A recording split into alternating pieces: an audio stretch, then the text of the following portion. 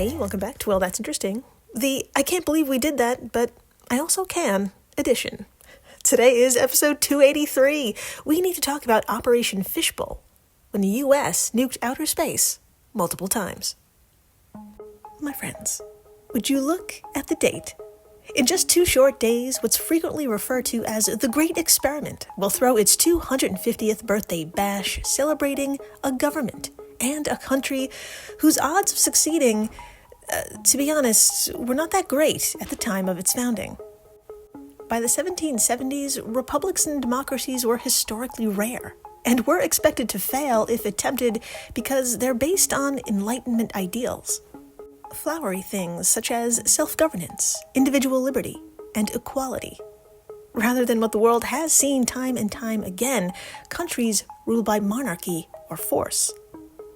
As reported by Thomas Cohens in the Ohio Capital Journal, when asked whether this new thing called the United States and its federal constitution of 1787 was a tried and true monarchy or a wacky republic, Ben Franklin famously answered, "A republic, if you can keep it." Quote, Franklin's point was that establishing a republic on paper was easy, and preserving it was the hard part. End quote. In sum, subversion can come from adversaries abroad or very much from within. A successful subversion is when the experiment comes to an end, because this laboratory of democracy, this experiment, was never meant to end. It was meant to be incomplete, but always moving forward, requiring the continuous update of laws and our participation. So, we are a country of spectacular failures and unexpected triumphs. We are also a country that adores blowing shit up, and guess what? I have a history lesson that combines all 3 of these themes. My friends, in this special ad-free episode, as the title suggests, we are going to talk about Operation Fishbowl, a series of high-altitude nuclear tests in 1962 carried out by the United States as a part of the larger Operation Dominic, a nuclear test program and a series of 31 nuclear tests. We will run through a number of these explosions, or shots as they are called. We will learn why, in the holy hell, we set off nuclear bombs at the edge of space to begin with. We will learn how well it went, and most often, how well it didn't. And we will witness the effects of these shots, including not only what happened to the sky and the nearby islands of Hawaii, but what international laws came from it. Yeah, there's a lot. In the meantime, hi, I'm Jill Chacha. And if this is your first time listening, welcome to the flock, my founding business goose. To begin, I'm going to need you to close your eyes, breathe in, clear your mind, and to fill that now vacant space with what the National Humanities Center and History.com call a profound, pervasive anxiety, driven by the dual threats of nuclear annihilation and communist subversion. That anxiety I speak of is, of course, what was planted inside the mind of every American beginning roughly around 1947. What was dubbed the Cold War was not only a tit-for-tat escalation of doomsday devices between the U.S. and Soviet Union, but was also characterized by the daily fear of, quote, nuclear attacks, panic over communist infiltration at home, and the need for intense social conformity, all of which influenced daily life, popular culture, and politics, end quote. And my cat provided some helpful sound effects there, and good thing that's all over with, and all we have to do today is imagine. So, let that anxiety wash over you as I tell you the tale of one of those tit-for-tats. So please, join me, will you, on August 30th, 1961, when the USSR told the world, you know what, this whole 3-year moratorium on nuclear testing that we all agreed to, it's boring, and we're going to go ahead and start developing new toys. Needless to say, with that sudden announcement, the military men here in the U.S. clutched their pearls and responded in classic American fashion, impulsively and hoping for the best. In just 4 short months, the country responded with an umbrella project called Operation Dominic, a series of 31 nuclear test explosions, all to take place in 1962. 12 short months.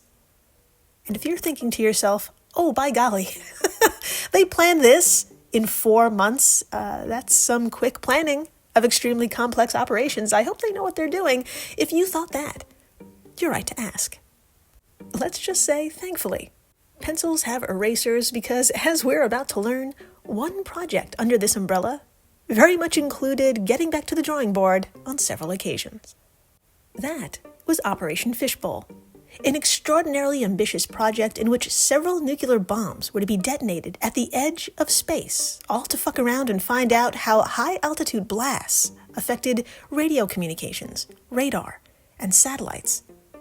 There was also the still unanswered question as to how electromagnetic radiation created by high-altitude explosions acted differently from the radiation generated by nuclear explosions closer to the surface.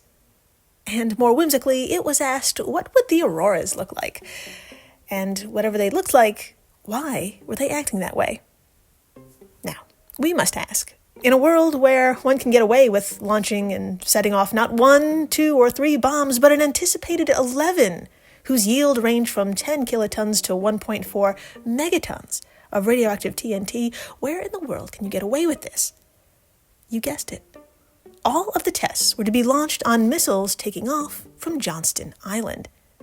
And for my fellow geographically challenged Americans who may be wondering where this is to make sure they're nowhere near it, don't worry, I've got you. Please imagine Hawaii. Thank you. Point to it, and now move your finger roughly 825 to 860 miles southwest into an even more isolated patch of the Pacific Ocean. Here you'll find an atoll made of a smattering of 4 islands. But it wasn't always that number. The atoll originally consisted of 2 islands, Johnston and Sand Island, surrounded partially by a coral reef. Over the 20th century, these 2 islands were expanded, and the 2 new islands, North and East, were created artificially, mostly by coral dredging. On one hand, those new islands, including Sand, act as a haven for wildlife, a place where about 300 species of fish, green turtles, and Hawaiian monk seals can thrive away from most of humanity. On the other, though, Johnston Island is basically a private haven for the military, a long airstrip that can manifest whatever plan one has into reality. This area has been under the control of the U.S. military since 1934, and if you want to visit, prepare yourself for the amount of paperwork it would take. According to Ye Olde Wiki, the islands are closed to public entry, and limited access for management is only granted by a letter of authorization from the United States Air Force. A special use permit is also required from the United States Fish and Wildlife Service to access the islands by boat or to enter the surrounding waters, which are designated as a National Wildlife Refuge and part of the Pacific Islands Heritage Marine National Monument. Between the physical isolation and hidden behind many a veil of environmental protection, Johnston was the perfect place for Operation Fishbowl to unfold. According to the initial plan, the nuclear tests were to be called Bluegill, Starfish, and Uraka, in that order. If a test were to fail, the next attempt of the same test would be the name plus the word prime. So, if Bluegill went belly up, the next attempt would be Bluegill Prime. And if Bluegill Prime failed as well, the next attempt would be Bluegill Double Prime. Got it? Okay, yeah, I could see the look on your face from here. I think you're thinking, oh wait, they already have a backup plan for names when a test failed? That can't be good, can it? And why? Why do they sound like Nick Cage movies? What's going on here? Yeah. You're right, they really leaned into the aquatic action-adventure theme. But as to failures and successes, we're getting ahead of ourselves. Let's get into it. According to the official 1962 report released by the Defense Nuclear Agency, the very first test planned, called Bluegill, took place on June 2nd, with a nuclear warhead that was launched from Johnston Island, riding inside a Thor missile just after midnight. Now please, take a moment to imagine that majesty and appreciate, within the first few seconds of liftoff, the pride which must have swelled inside the chest of every officer. Because, as what I'm about to tell you will quickly undo it. Quote, although the Thor missile appeared to be on a normal trajectory, the radar tracking system lost track of the missile. I'm going to say that again. The radar tracking system lost track of the missile. Because of the large number of ships and aircraft in the area, there was no way to predict if the missile was on a safe trajectory, so the range safety officers ordered the missile with its warhead to be destroyed.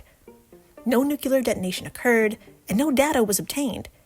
But the subsequent investigation found that Thor was actually following the proper flight trajectory. End quote. Yeah, we lost track of it, everyone. And just to be safe, it self-detonated. Well, the Thor missile did, so I'm assuming the nuclear bomb is still somewhere at the bottom of the Pacific as we speak. Maybe? Question mark? Who can say? Anyway, chin up. And there's no need to reconsider our strategies here. I am sure this will all work out. Let's move on to Starfish. The second planned test launched on June 19th and once again attached to a Thor missile sent off just before midnight. For approximately 59 seconds, it looked as though our mighty Thor was going to make it to the heavens. But upon the 60th, things took a turn. Quote, the rocket engine suddenly stopped, and the missile began to break apart. The range safety officer ordered the destruction of the missile and the warhead between 30,000 and 35,000 feet in altitude. Some of the missile parts fell on Johnston Island, and a large amount of missile debris fell into the ocean. Navy Explosive Ordnance Disposal and underwater demolition team swimmers recovered approximately 250 pieces of the missile during the next 2 weeks. Some of the debris was contaminated with plutonium, and non-essential personnel had been evacuated from Johnston Island during the test. End quote, from the report and wiki. Look, my friends, listen. We are failing up here. Up, yes, the engine stopped and the debris which showered down upon human lives was peppered with a seasoning of plutonium. But y'all, we reached 35,000 feet. We are flying closer than ever before to the midnight sun, if you will, and we can't stop now. Starfish Prime must go on. And so, with such sentiment, on July 9th, 1962, 10 seconds past midnight, a new Thor missile carrying a 1.4 megaton nuclear warhead sailed into low Earth orbit and was successfully detonated approximately 250 miles above Johnston Island, well above what's called the Kármán line, the official boundary of space which sits at 62 miles above sea level. So please, put your hands together and give a round of applause for the first time in the existence of the universe, as far as we know, a warhead was detonated in space. And the honor goes to the United States. Now, as to why the Kármán line was chosen as the boundary, according to EBSCO, at 62 miles up, aerodynamic lift can no longer sustain a conventional aircraft, as the atmosphere is just too thin. And as it turns out, and as we will see, that thinness also has a wild effect on massive explosions. As reported by Tom Hale of IFL Science, quote, unlike a conventional nuclear blast, a detonation at that altitude doesn't produce a classic fireball, mushroom cloud, or shockwave. Because the atmosphere is so vanishingly thin, there is simply no medium for these phenomena to form. Instead, the bomb releases its energy as intense radiation and high-speed plasma, creating a strangely silent, expanding orb of light. Within seconds of the Starfish Prime explosion, the sky across the Pacific was filled with an unnatural glow, especially curling wisps of artificial aurora and an eerie silence. End quote. My unnaturally glowing business goose, if you drop whatever bomb you're holding right now and pick up your phone to tap on today's post over at the socials, you will bear witness to what was seen from Christchurch, New Zealand, to Honolulu, Hawaii. I'll give you a second. Yeah, that first photo, what looks to be a ring of fire, well, you're not wrong. Unfortunately, we are so accustomed to seeing a nuclear explosion from the side here on Earth, and the mushroom that forms, but in this case, we are seeing the explosion from below, and with only a thin atmosphere for particles to cling to, preventing that mushroom from taking shape. In complete silence, for the next 12 minutes, eyewitnesses saw the following, so please swipe past this photo.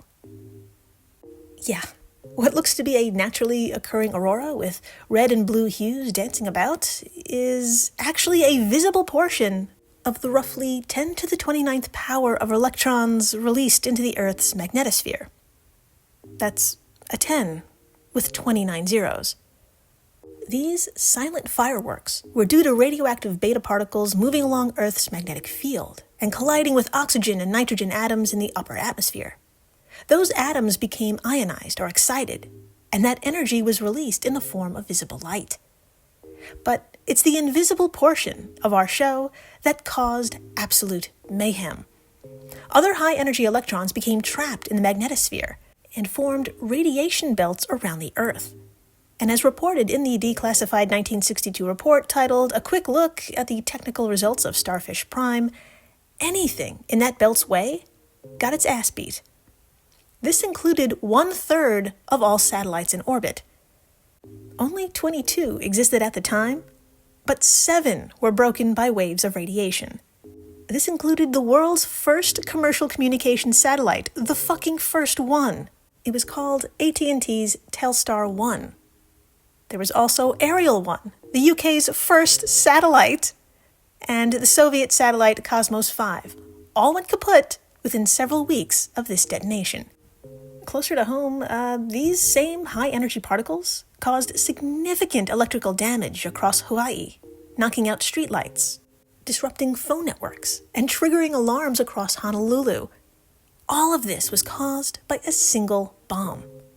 Starfish Prime was a raging success, quite literally and figuratively.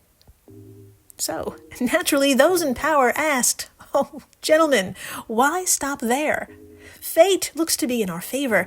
Let's revisit Bluegill, then, shall we? I mean, who could forget when the radar tracking system lost track of the missile? I mean, come on. What could possibly go wrong now with this kind of momentum?" So, on July 25th, 1962, a second attempt was made. But, you guessed it, while on the launch pad, a faulty valve led to the missile's engine losing all thrust and unburned fuel spilling into the overheated thrust chamber. Bluegill Prime ended in a spectacular fireball and left the safety officer on call with no choice but to detonate the possibly damaged nuclear warhead right there on the island. Alas, between the burning rocket fuel and radioactive contamination on Johnston, Operation Fishbowl came to a very necessary pause. But, my fellow Americans, don't shed a tear. I said pause, not a complete stop. When it comes to U.S. military operations, you damn well know it takes more than a nuclear whoopsie-daisy to end a campaign. In a mere 3 months, Operation Fishbowl rose from the ashes, locked and loaded, and whatever chest-pounding phrase you can think of, insert it right here. Bluegill Double Prime was about to make its glorious comeback with a new Thor missile ready to haul a several kiloton beast into the celestial azure above. And any guesses as to what happened when on October 15th it went go for launch? Yeah, I think I heard someone in the back say the Thor missile malfunctioned and began tumbling out of control after 85 seconds. And the range safety officer ordered the destruction of the missile and its nuclear warhead about 95 seconds after launch. Did I hear that right? That's a great guess. Opening day was a bummer. At this point, with its tail between the legs, the U.S. needed a win any way they can get it. So they opted for a clean slate and an easy underhanded pitch of sorts. 4 days later, Checkmate was the next test ordered on October 19th, 1962, and in comparison to Starfish Prime, it was a small bomb, yielding 10 kilotons. This humble action must have pleased the gods of war as it sailed through our atmosphere and erupted in success. As noted in the unclassified document Operation Dominic 1 by the Defense Nuclear Agency, quote, observers of Johnston Island saw a green and blue circular region surrounded by a blood-red ring from overhead that faded in less than a minute. Blue-green streamers and numerous pink striations formed, the latter lasting for 30 minutes. Observers at Samoa saw a white flash which faded to orange and disappeared in about 1 minute. End quote. Y'all, Samoa is about 2,100 miles away from Johnston Island. So, riding the high and the coattails of Checkmate, the military tempted fate once more. Would third time be a charm for bluegill? There was only one way to find out. The fourth attempt, aka Bluegill Triple Prime, was launched on a Thor missile on October 25th, and not a soul blinked or exhaled as it vanished into the dark sky. About 1 minute before midnight, a silent ring appeared so bright it looked as though dawn itself was approaching. But nay, this was the vivid sign the U.S. military was aching for since June 4 months ago. The nuclear yield from this shot registered between 200 to 400 kilotons, and the only price to pay for success was partial blindness. You heard me. Quote, 2 cases of retinal damage did occur with the military personnel on Johnston Island during the Bluegill Triple Prime test. Neither individual had his protective goggles in place at the instant of detonation. One official report stated, in the first case, acuity for central vision was 2400 initially, but returned to 2025 by 6 months. The second victim was less fortunate, as central vision did not improve beyond 2060. Both individuals noted immediate visual disturbances, but neither was incapacitated. End quote. Herman Horland's report titled United States High Altitude Test Experiences, a review emphasizing the impact on the environment, report LA 6405, as published in the Los Alamos Scientific Laboratory, October 1976. So, note to self, looking into the initial flash of a nuclear bomb with the naked eye can leave you with impaired vision, so much so that for 6 goddamn months, your sight at 20 feet away is reduced to what someone with 20/20 vision sees at 400 feet. Again, one bomb can unleash this damage. Luckily for us, we have 2 more remaining, and luckily for the United States, each was a violent triumph. According to the official report, Operation Dominic 1, at the time of the Kingfish detonation on November 1st, quote, Johnston Island observers saw a yellow-white luminous circle with intense purple streamers for the first minute. Some of the streamers displayed what appeared to be a rapid twisting motion at times. A large pale green patch appeared somewhat south of the burst and grew, becoming the dominant visible feature after 5 minutes. After, the green had become a dull gray, but the feature persisted for 3 hours. At Oahu, an island of Hawaii 800 miles away, a bright flash was observed, and after about 10 seconds, a great white ball appeared to rise slowly out of the sea and was visible for about 9 minutes. End quote. What a fucking day that must have been. Or, you know what? Maybe it was just another day for Hawaiians, the way things were going at the time. Following Kingfish was our final detonation just 2 days later. Aptly called Tightrope, this shot squeaked in before the deadline of the new year, checking off yet another box of accomplishments. In proper send-off fashion, this bomb was launched not on a Thor, but on a Nike Hercules missile. In Greek mythology, Nike is the goddess of victory. And while born a demigod, Hercules was not a god himself, but a legendary hero known for superhuman strength, who later ascended to Mount Olympus to become immortal. Over at today's post on the socials, I have a screenshot of the ring produced by Tightrope, and I suggest wearing shades. Even the damn photo is painfully bright. And I'm not exaggerating here. In Operation Dominic 1, witnesses reported, quote, even with high-density goggles, the burst was too bright to view, even for a few seconds. A distinct thermal pulse was also felt on the bare skin. A yellow-orange disc was formed, which transformed itself into a purple donut. A glowing purple cloud was faintly visible for a few minutes. End quote. Well, with that, what was learned from Operation Fishbowl? On one hand, this experiment, if you will, demonstrated that such explosions create intense, lasting electromagnetic pulses and artificial radiation belts, which, on the other hand, destroy and damage satellites, interfere with electronics, and cause artificial auroras. These tests proved that space-based detonations are completely indiscriminate and create radioactive fallout in the upper atmosphere. Just in sum, they are dangerous as fuck, perhaps even more dangerous than those detonated at sea level. In sum, nuking space is a bad idea for everyone involved. As such, in an act unseen in today's times, and as reported by history.state.gov, the Limited Test Ban Treaty was signed by the United States, Soviet Union, and Great Britain in 1963. It banned all nuclear tests in the atmosphere and space or underwater. And because it stopped the spread of radioactive nuclear material through atmospheric testing and set the precedent for a new wave of arms control agreements, this treaty was hailed as a success. But, and big but here, that was 1963. As time progressed, the Cold War morphed and evolved from who had the biggest missile to whose biggest missile can reach the moon, to join a fleet of missiles in an established military base there, for example. So yeah, my fragile business goose, the tit-for-tat turned into a space race and a salivating prospect. Who would transform the moon into their own personal armed satellite? Well, I have great news. I know, can you believe it? After many a back and forth between Washington, London, and Moscow, the Outer Space Treaty went into effect on October 10th, 1967. Article 5 of this treaty restricts activities in two ways.